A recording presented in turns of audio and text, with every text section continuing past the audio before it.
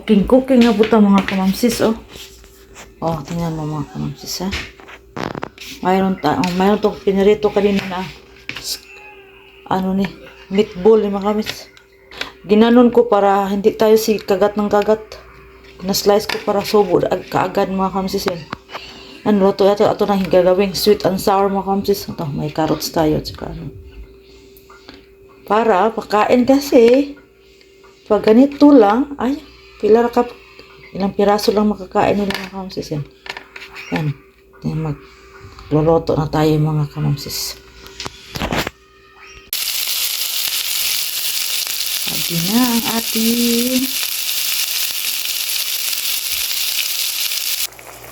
lagay tayo ng tuyo. Yung pakulay. Ating suka. Kunting suka. Pepper. Wala kayong atsal kasi bawas ang anak. At saka magic sarap.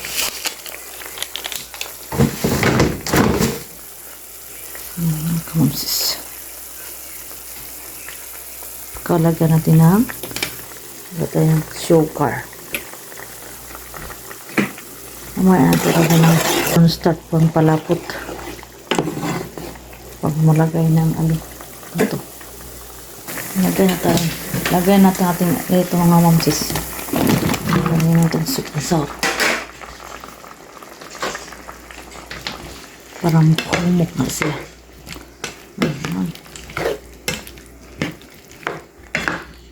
Ulam ideas po to din mga kamsis. Kasi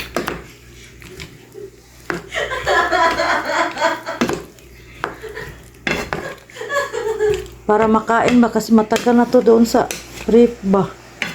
Ayaw na kumain ng asawa ko ba. Mga anak na kumain, ganituhin ko para mayroon pang mga, hindi ko pa na-slice to. Iba, nakalimutan ko. Mayroon pang hindi na-slice dyan. Okay lang yan, 2 piraso. 2 o 3 ba ni? 3. I love you yan mas ha? I love you. 3 piraso hindi ko na-slice. I love you yan. Yan, may luto na yan ko lang. Nilagyan ko konti ng paprika, yung mapula-pula, oh. Tapos lagay natin ng cornstarch, ang palapot.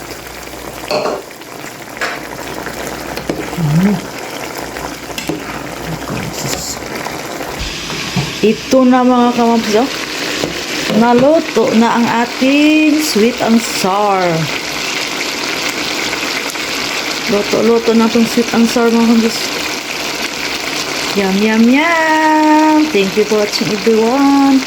Don't forget to like, share, and subscribe mga kamamsis.